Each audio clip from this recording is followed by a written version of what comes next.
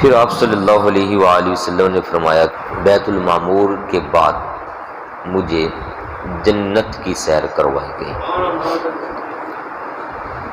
اور جنت میں جب ہم پہنچے فرمایا کہ وہ ایک کھلا میدان ہے، وہاں ایک آواز آئی مجھے، میں نے حضرت جبریل امین علیہ السلام سے فرمایا کہ یہ آواز کیسے؟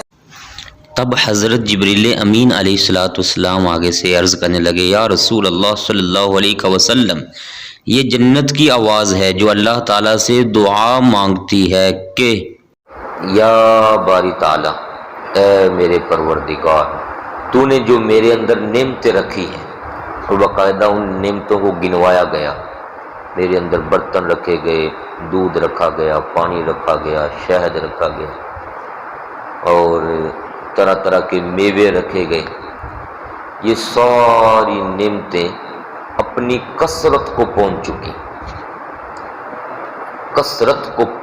چکی، بڑی ہوگی مولا، اب جن لوگوں نے یہ نعمتیں استعمال کرنی ہیں میں تجھ سے دعا کرتی ہوں مولا وہ لوگ مجھے عطا فرما دے تاکہ وہ یہ نعمتیں عطا کریں۔ یہ جب جنت دعا مانگتی ہے تو آگے سے جبریل امین علیہ السلام عرض کرتے ہیں کہ یا رسول اللہ صلی اللہ علیہ وسلم، یہ مانگتی رہتی ہے دعائیں ایسی، تو اللہ تعالیٰ اسے ہر بار یہی جواب عطا فرماتا ہے کہ میرا تیرے ساتھ وعدہ ہے، جو مومن ہوگا، جو مومنہ ہوگی، نبی کریم صلی اللہ علیہ وآلہ وسلم آپ کا نام اقدس لیا کہ جو آپ سے صحیح وفا کرنے والا ہوگا اور اللہ تعالیٰ کے ساتھ شرک کرنے والا نہ ہوگا، اللہ تعالیٰ اس جنت سے فرماتا ہے کہ ایسے بندے میں تجھے ضرور عطا فرماؤں گا جو تیری نعمتوں کو استعمال کرے۔ دیکھ لے جنت بھی کہتی ہے مولا بھیج دے اب میرے اندر، بڑی یہ تب سے دعائیں مانگ رہی ہے، جب آپ نے یہ سنا تب ہمارے سامنے آیا، لیکن یہ تو اس سے پہلے بھی مانگ رہی ہے۔ حضرت جبریل امین علیہ السلام نے کہا حضور یہ دعائیں مانگتی رہتی ہے، اللہ تعالیٰ سے عرض کرتی مولا دے دے مجھے۔ اللہ اکبر۔ پھر آپ صلی اللہ علیہ وآلہ وسلم نے فرمایا کہ میں نے جنت میں طرح طرح کی نعمتیں بھی دیکھی اور دریا بھی دیکھے، نہریں بھی دیکھی۔ ایک مقام پر آپ فرماتے ہیں میں جب چلتا گیا تو وہاں پہنچ کر میں نے ایک بڑے سائز میں بسم اللہ الرحمن الرحیم لکھی ہوئی دیکھی، بسم اللہ الرحمن الرحیم لکھی ہوئی، تو وہاں میں نے ایک عجیب منظر دیکھا۔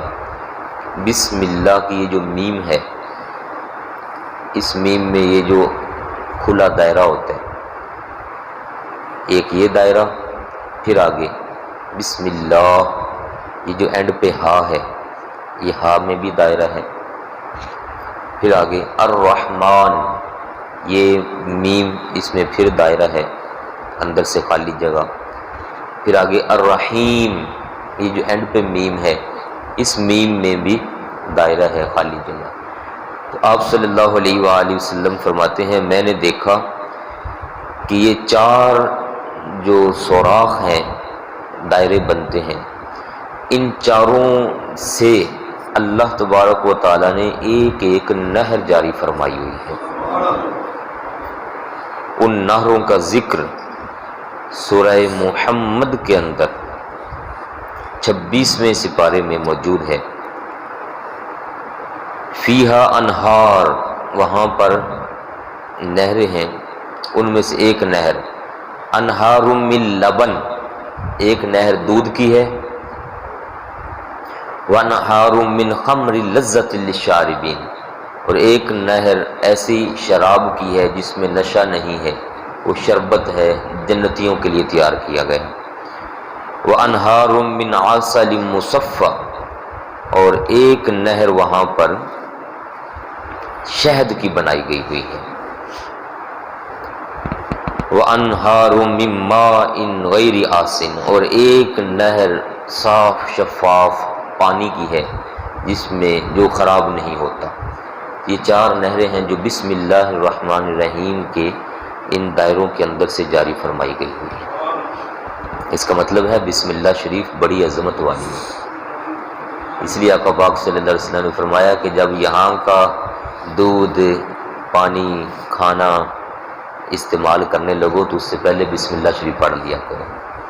پھر آپ صلی اللہ علیہ وآلہ وسلم فرمایا میں نے وہاں آب کوثر بھی دیکھا، اور وہ بڑا ہی صاف شفاف پانی، ایسا پانی کہ دودھ سے بھی زیادہ سفید تھا۔ وہ بڑے کمال چیزیں آپ نے وہاں دیکھی۔ ایک مقام پر آپ نے فرمایا کہ عجب سی خوشبو آئی مجھے، جنت میں تو ویسے ہی خوشبو ہے، لیکن ایک مقام پر اور عجب سی خوشبو آئی۔ تو میں نے حضرت جبریل امین علیہ السلام سے فرمایا یہ کیسی جگہ آ گئی ہے؟ تو آپ فرمانے لگے کہ یا رسول اللہ صلی اللہ علیہ وسلم، یہ وہ جگہ آئی ہے جہاں اللہ تبارک و تعالیٰ نے فرعون کی خادمہ کو محل عطا فرمایا ہوا ہے۔ یہاں فرعون کی خادمہ کا محل ہے، اور پھر سارا واقعہ بھی بیان فرمایا کہ یہ فرعون کی خادمہ کو یہاں محل کیسے نصیب ہوا۔ فرمایا کہ وہ پہلے فرعون ہی کے نظریات کے تحت چلتی تھی، لیکن جب وہاں پہنچے حضرت موسیٰ علیہ السلام، توحید کی دعوت عام ہوئی جب، تو یہ ایمان لے آئی،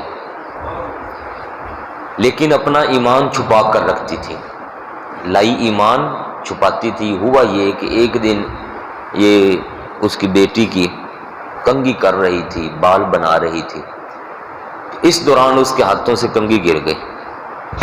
جب کنگھی گری تو اس نے کہا بسم اللہ۔ کیا کہا؟ جیسے ہمارے ہاں بھی ہے نا، کوئی چیز گرتی ہے، بچہ گرتا ہے، مائیں کہتی ہیں بسم اللہ، اور یہ حدیث پاک میں بھی آیا ہوا ہے۔ آقا پاک صلی اللہ علیہ وآلہ وسلم فرماتے ہیں جب کوئی چیز گرے یا کسی کو گرتا دیکھو تو اس وقت ہائے وائے کرنے کی بجائے بسم اللہ کہا کرو۔ کیوں؟ آپ نے فرمایا کہ وہ شیطان اپنے آپ میں سمجھتا ہے کہ میں اس کو گرا رہا ہوں۔ جب تم پڑھو گے بسم اللہ کہ اللہ پاک کا نام لو گے تو اللہ پاک ایک تو اس کی حفاظت فرمائے گا، اور دوسرا شیطان ذلیل ہوگا کہ ان لوگوں نے اس ٹائم بھی اللہ پاک کو یاد رکھا ہوا ہے، تو بجائے ہائے وائے رونا دھونا کرنے کے اللہ پاک کا نام لینا چاہیے۔ تو اس خاتون نے پڑھا بسم اللہ۔ وہ کہتی ہے اس کی بیٹی کہ یہ تو کس کا نام لے رہی ہے؟ اس نے کہا میں اللہ کا نام لیتی ہوں۔ کہا تو اللہ کس کو مانتی ہے؟ اس نے کہا اللہ وہ ہے جو تجھے بھی پیدا کرنے والا ہے، مجھے بھی پیدا کرنے والا ہے، اور تیرے باپ فرعون کو بھی پیدا کرنے والا ہے۔ اس نے کہا میرے ابا جان کو تو نہیں مانتی رب؟ اس نے کہا وہ رب کیسے ہو سکتا ہے جبکہ اس کو تو پیدا کیا گیا، وہ تو مجبور ہے۔ وہ دوڑی اور جا کے اس نے کہا کہ لو جی تسی باہر منوا دے پھر دو اپنے آپ نے، رب ساڈی خادمہ ہی تھانوں رب نہیں منندی۔ اس نے بلایا، ظلم شروع کر دیا۔ یہ واقعہ میں نے پہلے سنایا ہوا ہے جمعۃ المبارک میں بڑی تفصیل کے ساتھ۔ اس نے ظلم شروع کیا، اس حد تک ظلم کیا کہ اس کے بچے تھے چھوٹے چھوٹے، ان بچوں کو کڑھائی میں ڈالنا شروع کر دیا، تپایا، کڑھائی کو تیل کے ساتھ جلایا ان بچوں کو۔ ایک بچہ اس کا جو سب سے چھوٹا تھا اور وہ دودھ پیتا بچہ تھا، جب اس کو کھینچ کر کڑھائی میں ڈالا جانے لگا تو ماں کی جو ممتا ہے وہ جوش مارنے لگی، اس کی آنکھوں سے آنسو نکلے۔ ایک بار اس نے ذہن میں سوچا کہ کیوں نہ میں تھوڑے لمحے کے لیے اسے کہہ دوں کہ تو میرا رب ہے، ٹھیک ہے، جان چھوٹ جائے گی اس سے اور یہ میرا بچہ بچ جائے گا۔ جب وہ یہ سوچ رہی تھی تو وہ دودھ پیتا بچہ ماں کو مخاطب کر کے کہتا ہے ماں تو کیوں لرز گئی ہے، کیوں ڈر گئی ہے؟ یہ جو سامنے تجھے تپتا ہوا کڑھایا اور تیل دکھائی دے رہا ہے یہ ان کی نظروں میں آگ ہے، حقیقت میں اللہ پاک نے ہمارے لیے جنت کا باغ بنایا ہوا ہے۔ تو گج وج کے ڈٹ کے کہے اس کے سامنے کہ وحدہ لا شریک ذات وہی ہے۔ تو بچے نے اپنی ماں کو، دودھ پیتے بچے نے اپنی ماں کو ہمت دلوائی، تو ماں ڈٹ گئی، کہتی ہے کہ میں تجھے رب نہیں مانتی، میں اسی پاک ذات کو رب مانتی ہوں جس نے تجھے بھی پیدا فرمایا ہے، مجھے بھی پیدا فرمایا ہے۔ اس نے پھر بچے کو بھی ڈال دیا، پھر پیچھے ماں کو بھی ڈال دیا۔ تو حضرت جبریل امین علیہ الصلوۃ والسلام عرض کرتے ہیں، حضور یا رسول اللہ صلی اللہ علیہ وسلم، اس جگہ پر اللہ تعالیٰ نے اس خادمہ کو محل عطا فرمایا ہوا ہے جس کی خوشبو آپ کو آ رہی ہے۔ دیکھ لیں کتنی مضبوط وہ عورت تھی۔ عورتوں میں بڑی ہمت ہوتی ہے، بڑی پائیدار خواتین گزری اسلام کے اندر۔ یہ جو شہادتیں ابھی ہم ذکر پڑھتے ہیں، سن رہے ہیں جن کا، بڑی ہمت والی عورتیں ہیں جنہوں نے اپنے 4 شہزادے 5 7 اپنی آنکھوں کے سامنے اسلام کے لیے پیش کر دیے۔ اللہ اکبر۔ اس سے ہمارے لیے ایک سبق بھی ہے، ہمیں بھی چاہیے آج کی عورت کو اسلام کے لیے مضبوط کریں، بجائے فحشی اور ریانی کی طرف لے جانے کے۔ اسلام کی طرف جب آئیں گی ہماری عورتیں تو پھر سے ہمت والے مرد بھی پیدا ہوں گے، جہاں بعض قسم کے مرد پیدا ہوں گے جو ساری دنیا کے سامنے اسلام کا علم بلند کریں گے انشاءاللہ تبارک و تعالی۔ پھر آپ صلی اللہ علیہ وآلہ وسلم نے فرمایا کہ جنت ہی میں ایک مقام پر جب میں گیا تو چٹیل میدان پایا، چٹیل میدان، جہاں کوئی کسی قسم کا سبزہ نہیں، کوئی کسی قسم کا درخت نہیں ہے، بالکل چٹیل میدان ہے۔ یہ دیکھ لیا، بس اتنا دیکھا۔ آگے ایک روایت پیش آئی تھی جب آپ واپس تشریف لا رہے تھے، وہ چونکہ اس موقع کی مناسبت سے رکھتی ہے، میں اس لیے ابھی سنانا چاہتا ہوں۔ جب آپ واپس تشریف لا رہے تھے تو واپسی پر 7ویں آسمان پر حضرت ابراہیم علیہ السلام سے ملاقات ہوئی تھی۔ جب واپس آ رہے تھے تب حضرت ابراہیم علیہ السلام نے یہ فرمایا تھا کہ اے محبوب صلی اللہ علیہ وسلم، جب آپ اپنی امت میں پہنچ جائیں تو اپنی امت کو میرا سلام عطا فرمانا، سلام کے بعد میری طرف سے ایک تحفہ بھی عطا فرمانا اپنی امت کو۔ آپ صلی اللہ علیہ وآلہ وسلم نے حضرت ابراہیم علیہ السلام سے پوچھا کہ وہ تحفہ کیا ہے؟ انہوں نے تحفہ بتایا، تیسرے کلمہ شریف کا پہلا حصہ، سبحان اللہ والحمد للہ ولا الہ الا اللہ واللہ اکبر۔